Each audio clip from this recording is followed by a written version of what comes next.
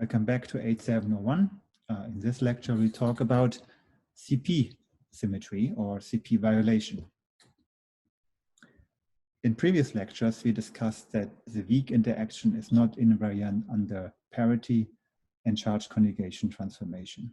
But now we can ask the question, how about CP? So a transformation which does charge conjugation and parity transformation. So the classical example to show parity violation is the decay of a pion. So we have here this charged pion with spin 0 and it decays into a muon and a neutrino, an antimuon and a neutrino. And so since the neutrino is left-handed, out of the decay coming antimuon needs to be left-handed as well. So if you do a parity transformation of this decay, you see that the outcoming muon would be right-handed. On the other hand, there is no right-handed neutrino, and therefore this decay is not possible. So this mirror symmetry is not realized in nature as a consequence of the weak interaction. So similarly, you could do a charge transformation, charge conjugation of this decay. So you turn particles into their antiparticles, and you find here this antineutrino, which is left-handed, and also those don't exist in nature. So parity or charge conjugation doesn't really work on those decays, those weak decays. But what does work if you apply the parity and the charge conjugation together? So you turn the positively charged pion into a negatively charged pion, the antimuon into a muon, and the neutrino into an antineutrino. And you see here that the antineutrino is right-handed, so is the muon. And so that decay is actually observed in nature. Good. So we saved the day. Seems like that CP, that the weak interaction is invariant under CP transformation. However, that's not quite true. Gell-Mann and Pace noted that in systems of neutral kaons, there is an odd effect. And the effect is that a particle, a K naught, can turn into an antiparticle by changing the strangeness. And that's possible in these kind of box diagrams, which include a box with a couple of W's. And it's easy to see that if you prepare a kaon, it will oscillate because those diagrams are possible into an antiparticle. So now what is happening now to CP here? If I apply CP on a kaon, I find a minus sign and an anti-kaon. So if you want to analyze this further, you might want to find the eigenstates to this. And so the eigenstates can be found as those K1 and K2, which are admixtures of the K0 and the anti-K0. And you find this symmetric, the symmetric and the antisymmetric states. Good. So if you apply CP on the eigen states, you find eigenvalues of 1 and -1. It turns out that the lifetime of the K1 and the K2, those eigenstates, is very different. One is 10 to the -10 and one is 5 times 10 to the -8. So the K1 decays much, much quicker than the K2.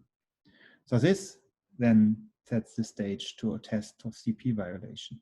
So what you want to do is prepare a beam of K0s and let them decay. And only after some time you study the beam again, which then should be made up solely of K2s.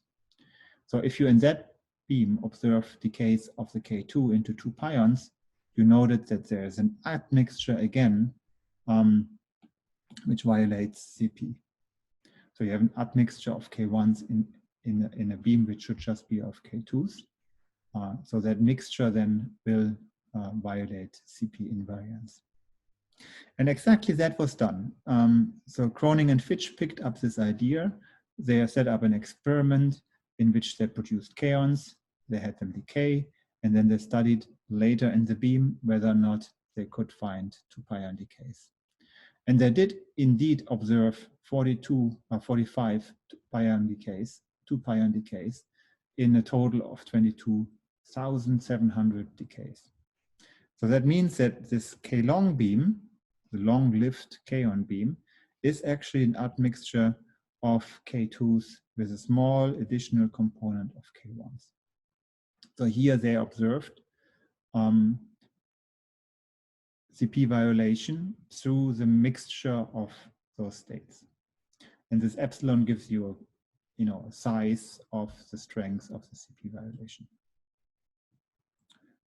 So here is a note of the paper. We'll have another discussion of this in class by a student presentation. Kroning and Fitch here. This is Kroning, this is Fitch. It turns out that Kroning is actually a student, or was a student, of Enrico Fermi and also worked in Chicago. So there's quite an interesting family tree here, to which also Jerry Friedman belongs. Jerry Friedman is a retired faculty at MIT and discovered that protons are made out of quarks. So this is a very interesting family tree. If you have some time, you might want to look into this. So here's the experiment. So you take protons, you dump them into a beam, you try to, with this magnet, filter out the neutral component, get rid of all photons, and then let this beam decay, and look in the spectrometer for decays of 2 photons. Here's a bigger picture of the same spectrometer. So this is basically a blow-up view of this. So you have your kaons, the neutral kaons coming in, the K2s, and then you look for 2 pion decays. The instrumentation and how we actually would do this is part of later discussion, where we actually talk about detectors in more detail. All right, so we just saw that Cronin and Fitch observed CP violation in mixture of states, but we can also observe CP violation in direct decays. And the classical example here is the case of the K-long in semileptonic decays. So semileptonic here means we have a decay of the K-long, the neutral particle in a charged pion, an electron, an antineutrino, or it might very well also decay into a pi minus, a positron and a neutrino. And it turns out, when you really count those events and perform a precise experiment, that the K-longs prefer decays to positrons over decays to electrons. And so the fractional amount of this imbalance is 3 times 10 to the minus 3. So this is a rather small effect, again, of CP violation here in direct decays. Since then, CP violation has also been shown in the decay of B mesons, and the program of studying B mesons is a big part of the LHC experiment at the LHC. There's also experiments in Japan going on right now which study B mesons in order to learn further about B systems. Tests are also on the way for those who listen to the colloquium on Monday in the neutrino sector. So here we have a completely different part. So not quarks are involved in weak interaction, but neutrinos. And so the question is whether or not in that sector of physics, in that sector of the standard model, there is CP violation.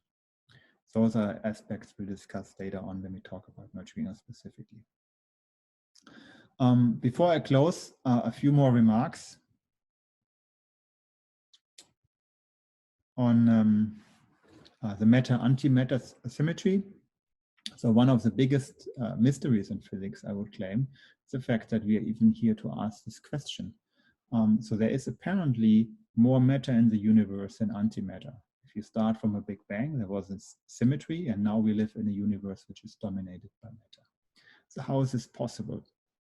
So in 1967, Sakharov proposed that this is possible in a system where baryon number is violated. So this is almost a trivial statement. If you start from an equal number of baryons and antibaryons, the sum is then 0. The baryon number is 0 of this system, and you end up in a system which is dominated by baryons, then baryon number needs to be violated. But there's also the need of CP violation in this. So we just saw that this is realized in nature, but the amount of CP violation we observe in this system I just discussed is not sufficient to explain the matter-antimatter symmetry we observe in nature. So there is more to be found. There's new physics to be looked for in CP violation or in this overall question. And there's also a need for interactions to be out of equilibrium, meaning that you don't revert the processes as you go forward.